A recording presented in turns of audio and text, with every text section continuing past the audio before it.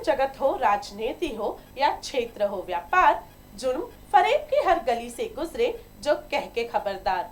झूठ का पर्दाफाश करेगा सच का पहरेदार।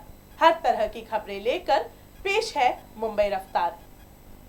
नमस्कार, मैं हूं सैयद शादना और आप देख रहे हैं मुंबई रफ्तार न्यूज।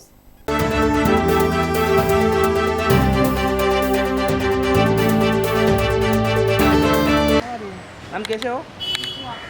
ठीक हो? ये पीछे ही है ट्रैफिक में मैम, आप पीछे। मैम मत जाओ, इधर ही रुको, गाड़ी आ रही है आपकी।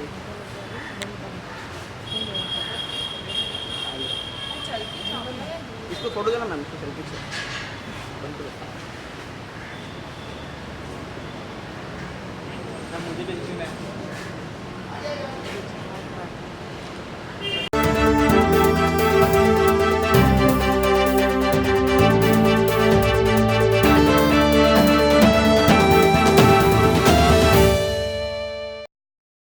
मुंबई रफ्तार न्यूज़ की खबरें पसंद आने पर हमारे YouTube चैनल को सब्सक्राइब करें और लाइक करें।